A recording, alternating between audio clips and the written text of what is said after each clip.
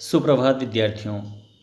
आज हम रचनात्मक लेखन के अंतर्गत एक बहुत ही महत्वपूर्ण टॉपिक संवाद लेखन किस तरह से किया जाए, संवाद लेखन करने के लिए किन किन बातों का हमें ध्यान रखना चाहिए, ये सारी बातें, साथ ही एक दो उदाहरण, ताकि आप इसे और अच्छी तरह से समझ सकें। हम आज के वीडियो में इन्हीं सब बातों पर चर्चा करने वाले हैं। प्यारे विद्यार्थियों, संवाद लेखन आप लोग छठी सातवीं कक्षाओं में भी करते आए हैं। संवाद लेकिन पिछली कक्षाओं में और इस कक्षा में बहुत फ़र्क होगा, और वह फ़र्क होगा भाषा का, अभिव्यक्त करने के तरीके का, शब्द चयन का। क्योंकि जैसे जैसे आप ऊंची कक्षाओं में जाते हैं, आपके भाषा का स्तर, अभिव्यक्त करने का तरीका, वाक्य संरचना, सब कुछ में परिवर्तन आता है और आपसे बेहतर भाषा की उम्मीद की जाती है। तो लेखन कौशल कैसा हो, यह बहुत ही महत्वपूर्ण होता है।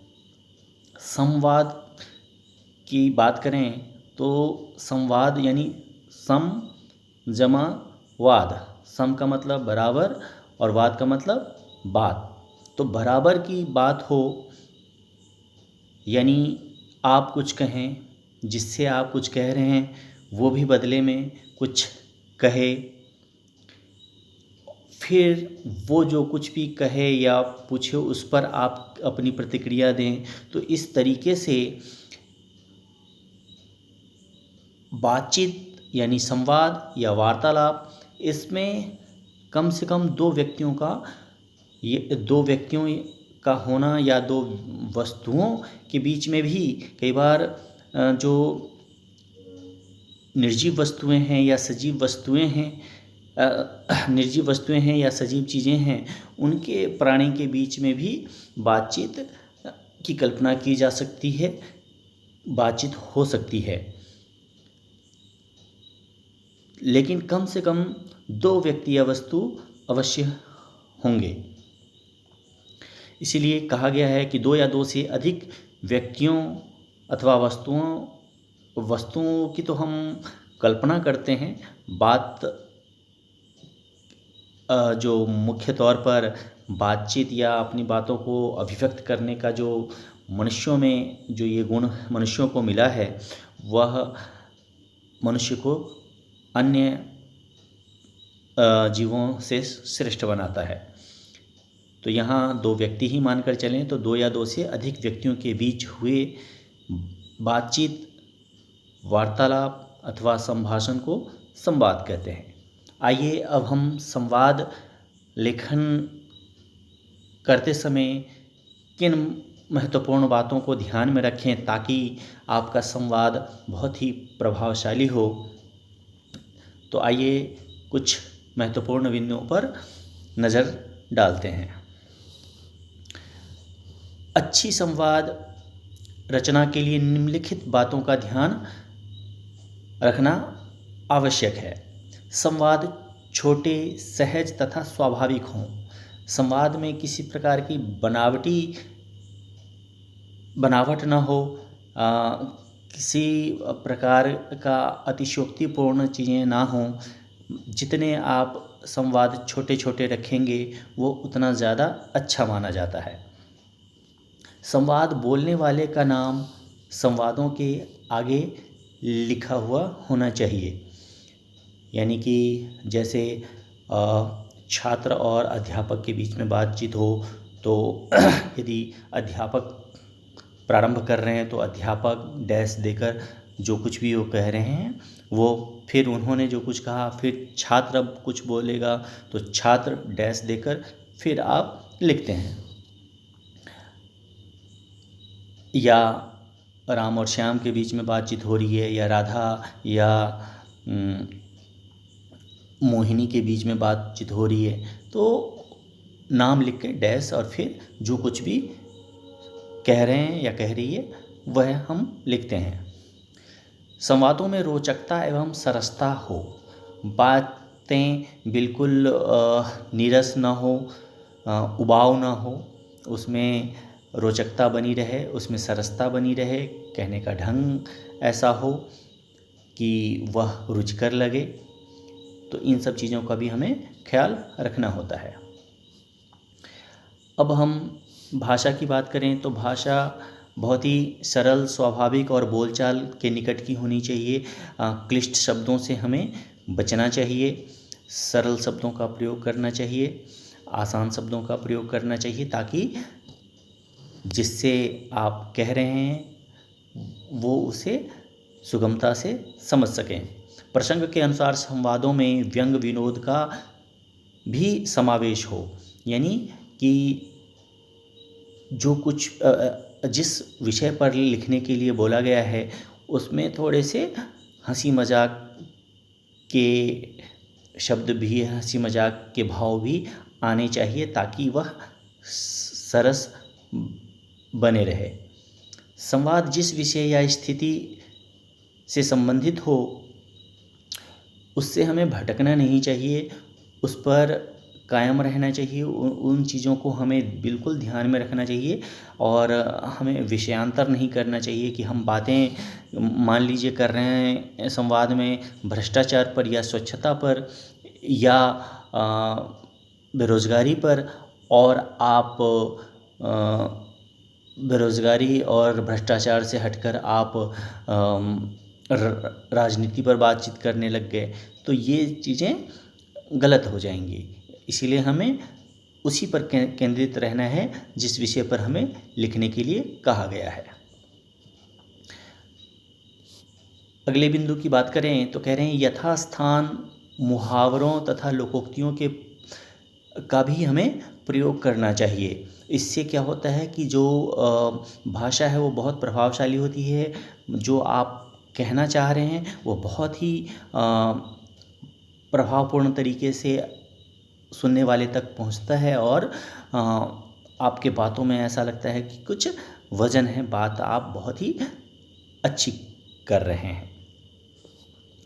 यदि संवादों के बीच किसी नए व्यक्ति का आगमन होता है तो उसका वर्णन कोष्ठक में करना चाहिए। जैसे कि राम और श्याम बात कर रहे हैं, उसमें मोहन का प्रवेश हो रहा है, तो आप ब्रैकेट में उन दोनों के संवाद के बाद जब तीसरा व्यक्ति प्रवेश कर रहा है तो आप वहाँ पर ब्रैकेट में आप दे सकते हैं और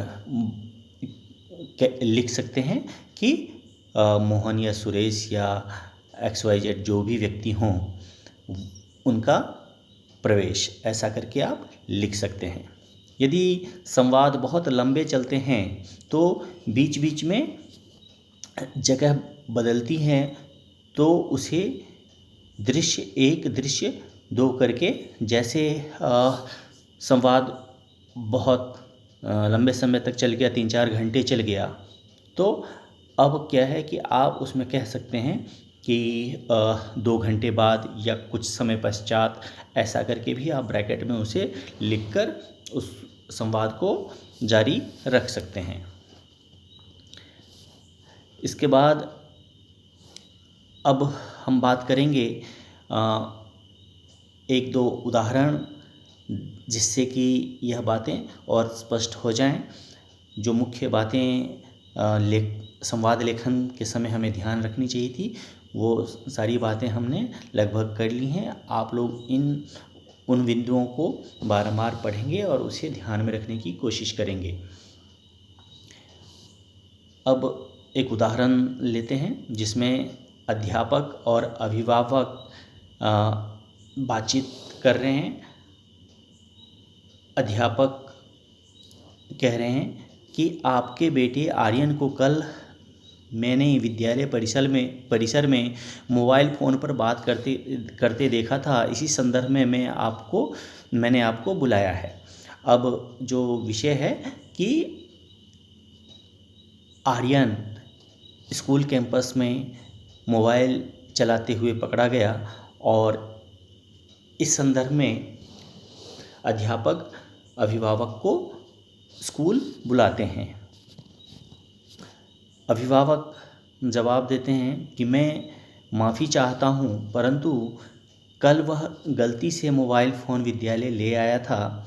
यही बात उसने मुझे कॉल करके बताई थी।